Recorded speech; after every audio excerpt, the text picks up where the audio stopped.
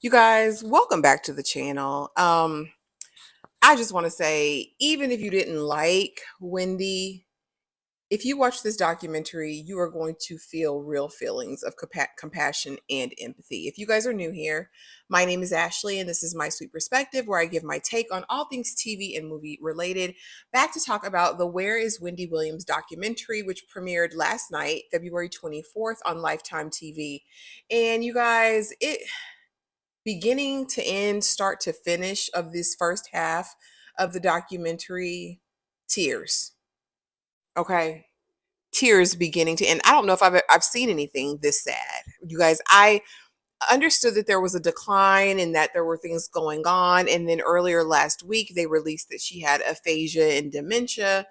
Um, and I got it right, but I don't think I really understood until we began to watch. Now, I will kind of give credit to her PR team in terms of releasing her diagnosis prior to this, and it's probably because they had no other choice but to do so, just because of the clear signs of decline.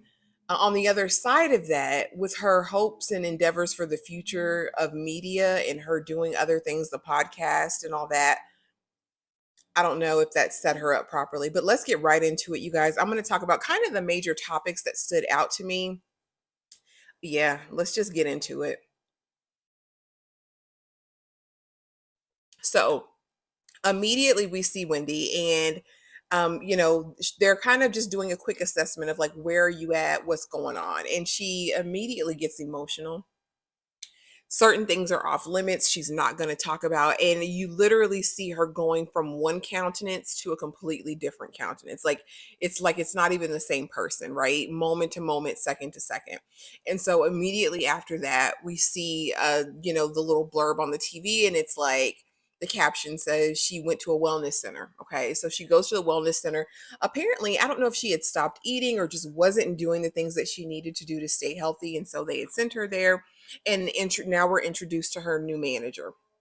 Now, the new manager immediately didn't come off to me as nefarious, but we will get down deeper into that a little bit later about some of my thoughts after seeing the entire first half. But she's like, he made me do it, and she was like, I didn't want to go. And there's kind of a lot of those back and forth moments throughout the documentary. The two things she remembers fully, right, is her liquor and her money. She's not going to forget those things. As of right now, those are the things that are most pressing to her. So immediately after that, they begin to talk about the financial guardianship and how that all went down. Now, I found that this was so bizarre because Wells Fargo, how dare you? There had to be another way, another method to do this. But basically, when she was kind of just newly, I guess, diagnosed, or they started noticing signs of something else going on with Wendy, she had gone down to Florida to be with her family. She wanted her family. And so I believe her sister's down there, her son, her niece, her nephew. And so she had an entire support system. And Kevin, her son, was her primary caregiver, right? So he's making sure she has what she needs. And as Wendy said, I'm luxurious. Okay. And so I guess the spending was a bit excessive. They had spent like $100,000. And so Wells Fargo flagged that as suspicious, and that she might be being misused by the people that are, have power of attorney, because she had set it up legally that her son would have power of attorney or be her proxy. And that's the other thing. I don't understand how they went over that. And so they said it was for $100,000. The nephew points out that Wendy spent big. Even on her son's birthday, she had spent 120,000. That man said the son's Uber Eats bill is $100,000. So, caring for her down there, it wasn't going to be cheap. And plus, it's Miami. Now, I'm kind of inclined to believe that the family was on the up and up. I don't know. Wells Fargo, to me, overstepped their boundaries. But basically, the judge said that because of that, and because I don't know if there was infighting in the family or what, but they decided to assign a third party guardian over her finances. And so basically they tell her what she can spend, when she can spend, how she can spend it. And apparently she didn't even have access to a card, because she says that repeatedly over and over again throughout the episode. Next, we kind of find out about um, her addictions. Now, if you watched the other documentary, Wendy Williams, What a Mess, then you'll know that she had both alcohol and cocaine addictions, right? And so they touch on that in this one as well. She said at one point she was snorting powder, I think, what'd she say, 5 days a week? And the only reason she stopped was because they were trying for little Kevin. Okay. And so now the liquor is still her thing, honey. She wants a Whopper and she wants her liquor. And so now she's separated from her family, because when the guardian took place of, over her finances, they said that, she said, they said, "Do you want Kevin here?" She said, "No, he won't let me have my liquor and he won't let me have my Whoppers." And so that kind of started, I guess, her exile or separation from the family. Next, let's talk about her medical conditions. So, as I stated earlier in the video, we know that she has aphasia and dementia, right? But in addition to that, she's got lymphedema, which is apparently a lymphatic condition. I did a little bit of research, but basically, it kind of cuts off circulation and flow. And it's stemming from the lymphatic system, and basically, it causes kind of a strange swelling. And we actually got to see her lymphedema. She showed it on the camera. And so we know in the previous documentary, she was wearing the compression machine thing. And she didn't seem to be doing that anymore. And they tried to get her to work out, and she was really resistant to that as well. Like, she basically is like, I'm not going to do anything I don't want to do. And baby, when I tell you, yeah, it's not good.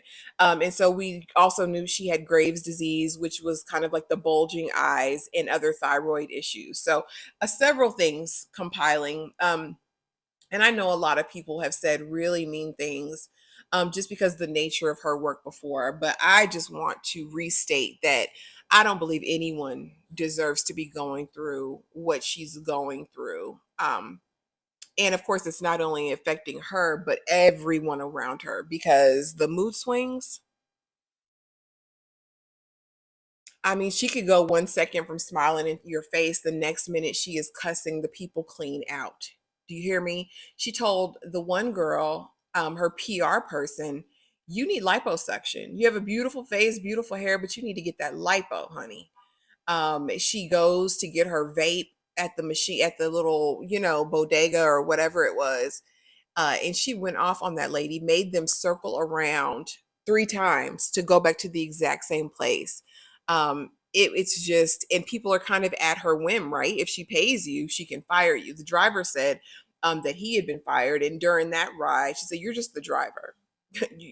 I'm the boss." She makes that very, very clear. Um, yeah, interacting with anybody. I mean, she's like, I don't like you. No. And she's going to yell and she's going to let you know.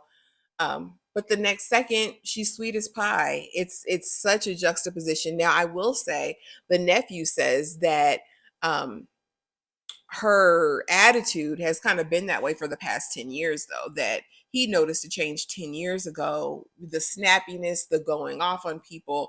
So I don't know how much of that is the dementia. It's got to be a big portion of it, because surely she would have covered it up in a documentary that millions of people are going to see.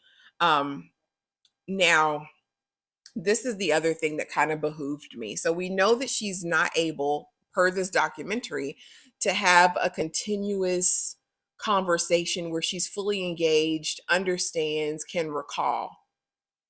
We didn't see that happen, not one time. There's always something to set her off or move her off the post. So this idea that she's going to have a podcast where she can actually interview people succinctly, I don't know. I don't know if it's that. I think maybe if they do situations where she just has monologues, right? Where she shares just her and a camera, and they can edit it and get the cohesive thoughts together. But you guys, I don't know how a podcast with interviewing people would work.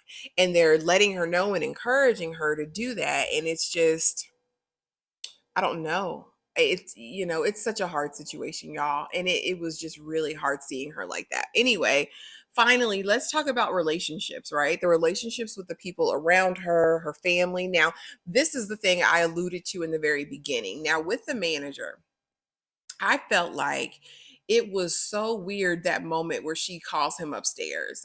And I was like, surely there's no way that they're doing anything now, but it did make me think, were they dating before this?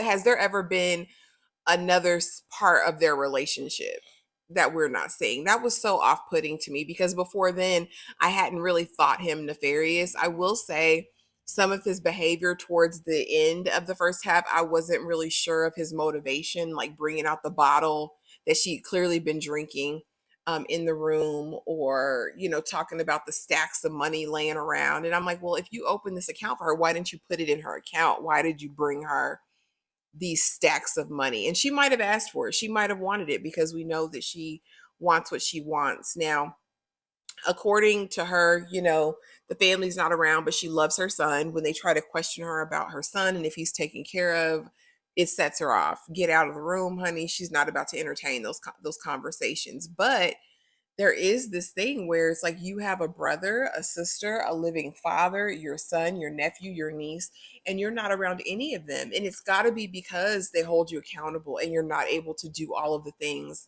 that you're able to do now in terms of your habits. You know what I'm saying? That's what it comes across as. And so she does have just a bunch of employees that she can fire at will if she wants to, just so that she can do what she wants to do. You guys, I'm actually kind of scared for Wendy. I'm really hoping at some point her family can get back involved and she can be with them. I honestly feel like she'd be safer with her family. But you guys drop in the comments below. Let me know what you think. Let me know what you thought of the first half of this documentary, and I'll be back, if not tonight, tomorrow, to cover part two. But yeah, it was heavy. I hope it doesn't make me as emotional today as it did last night. But anyway, guys, if you're still here, thank you so much for watching. Please be sure to like, comment, and subscribe, and I will see y'all in the next video. Bye.